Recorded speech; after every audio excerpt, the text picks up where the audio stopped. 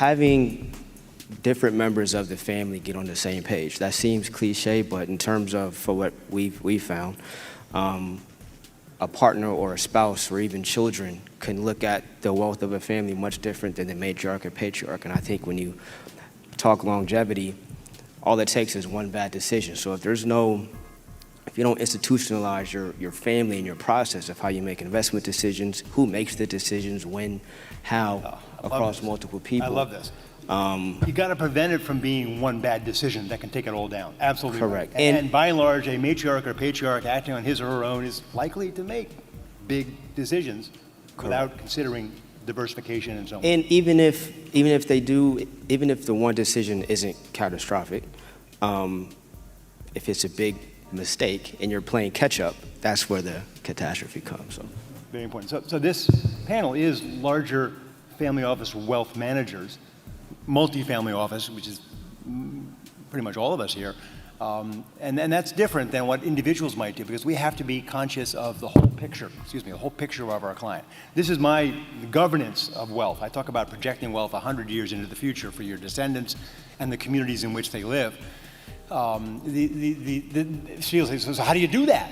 I don't have an answer, but the one thing you have to do is have family communications well established long before you're dead, and that will carry on by itself, because family communications leads to effective governance, so that one particular matriarch of that 10 generations from now isn't going to be the one that's in charge and make some stupid decision to pile it all into crypto, and then the day they got to withdraw, it's worth half as much.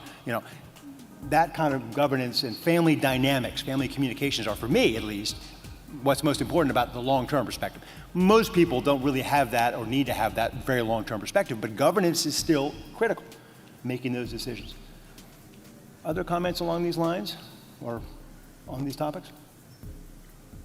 Generally, I agree, but I would just say be careful, because I always say there's a difference between having a voice and having a say.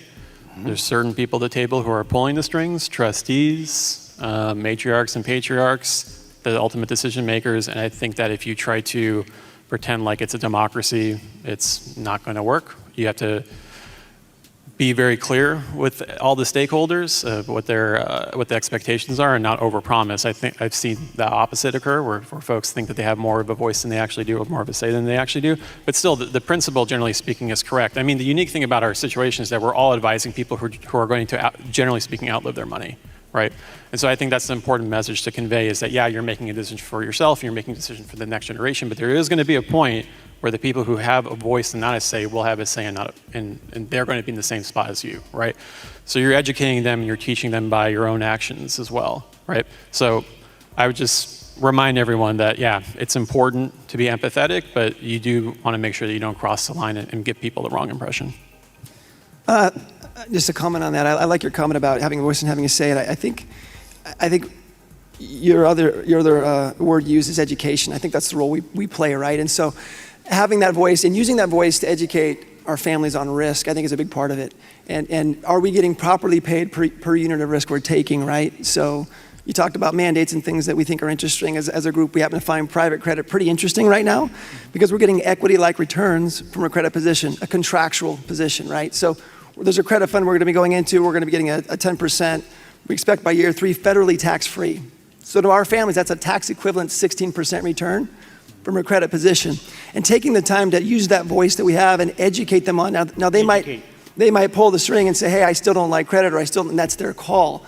But say, hey, per unit of risk, why are you taking equity risk, trying to get a 15 in a value-add real estate deal when I can get a 16 tax equivalent in the credit position? Let's talk about that. That's where the voice comes in, right? That's where at least we can educate and maybe not make the final decision, but be helpful. Are you saying that our clients are not always fully aware or educated in all capital markets and what's available to them? I know, shocking. I know. It's weird. But they had a shoe business. They sold a shoe business. They should know this.